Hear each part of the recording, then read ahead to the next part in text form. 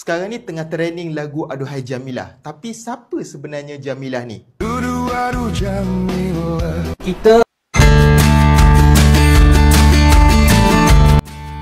Selamat datang di channel kami. Pada video hari ini, kita akan membahas bagaimana satu lagu asal Indonesia berhasil mencuri perhatian besar di negeri tetangga, Malaysia. Ya, lagu Jamilah. Lagu Jamilah ternyata kembali populer setelah sebuah video spontan yang diunggah oleh aktor Malaysia Q Haida. Dalam video tersebut, ia santai di atas katil, sambil miming lagu Jamilah dan tanpa disangka, video itu langsung meledak. Tercatat mencapai lebih dari 5,6 juta tontonan hanya dalam beberapa hari. Komentar-komentar pun banjir banyak netizen Malaysia yang ikut terhibur, dan bahkan bergurau ingin menukar nama JT, Jamilah. Menariknya, lagu ini bukanlah rilisan baru dari Malaysia.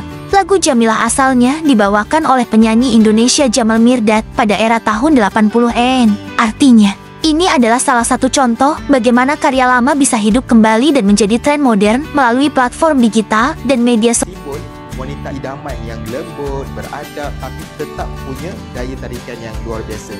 Dan bila lagu ni viral disebabkan Q Haida, orang mulalah tertanya-tanya, manalah Jamilah zaman sekarang? Ada ke tak agaknya Jamilah tu zaman sekarang ni? Dan sebenarnya di setiap zaman memang adalah Jamilah ada sendiri. Cuma bezanya dulu mungkin Jamilah ni ramai yang pandai mengaji, tapi sekarang mungkin ramai yang scroll TikTok hal tu aja.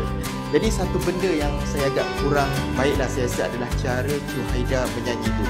Walaupun mungkin niat dia nak hiburkan kita semua, tapi bila dia buat di atas katil tanpa baju semua tu, dia kurang sesuai untuk tontonan umum, terutama bagi kanak-kanak. Jadi apa pendapat korang? Cuba komen dekat bawah.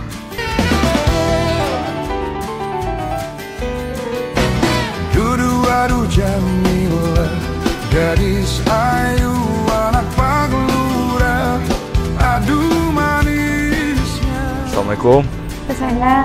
Saya Encik Jamil. Boleh panggil saya Abang Jamil. Saya di bahagian QA, jaminan kualiti. Cik. Jamilah. Wow. Jamilah. Jom.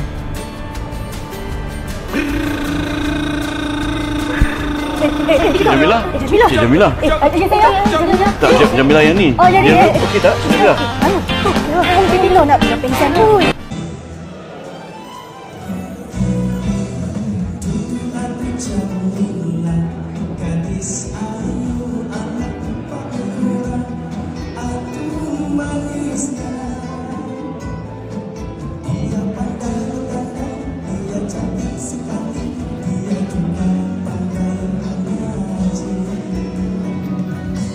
Jamilah, aduh Jamilah, gadis ayu anak Pakri Lurah. Aduh Jamilah, gadis ayu anak Pakri Lurah, aduh manisnya.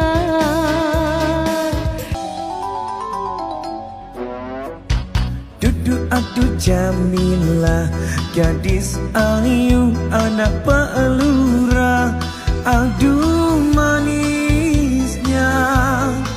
Dia pandai berdandan, dia cantik sekali, dia juga pandai mengaji.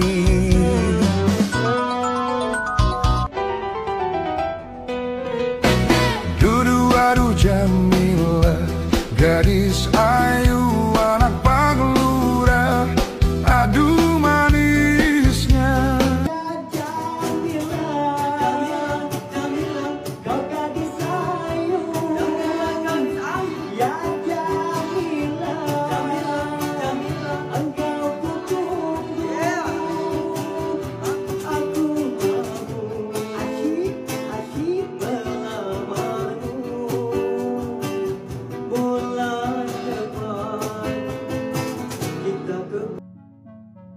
Uniknya, dengan viralnya lagu Jamilah di Malaysia ini, banyak warganet Malaysia yang membahas lagu ini, dan menimbulkan kontroversi di kalangan warganet Malaysia. Sebagian mereka tak suka ketika ada yang dari warganet Malaysia yang menggunakan lagu Jamilah ini dengan cara ataupun gaya dalam videonya sambil menayangkan dada. Menurut mereka itu sesuatu yang tak pantas dan mudah ditiru orang lain. Akan tetapi, sebagian warganet Malaysia tak menghiraukan anggapan itu. Dia menilai ini hanya hiburan dan menganggap penilaian itu terlalu berlebihan. Assalamualaikum ya ikhwani. Saya nak buat teguran sedikit berkenaan dengan trend lagu Jamilah. Kerana lagu Jamilah sekarang begitu rancak sekali. Ramai orang influencer dan sebagainya yang buat video berkenaan dengan sambil menyanyi lagu Jamilah tersebut. Ingat, kita janganlah melakukan perkara yang boleh menimbulkan fitnah. Seperti mana kita tengok pada hari ini, orang menyanyi lagu tersebut sambil menayangkan dada dia. Ingat, perkara tersebut telah membuka fitnah dan menyebabkan ramai orang-orang lain juga tiru gaya tersebut, tiru cara kita tersebut. Ingat, Nabi SAW sabda, "Man dalla 'alal khair kafa'ili, wa man dalla 'ala syarr kafa'ili." Barang siapa yang menunjuk ke arah kebaikan, maka dia akan dapat seperti itu juga pahala. Dan barang siapa yang menunjukkan keburukan, maka dia akan dapat setimpal itu juga balasan dosa. Gunakanlah bakat dan trend semasa untuk kita sebarkan dakwah ilmu dan akhlak yang mulia.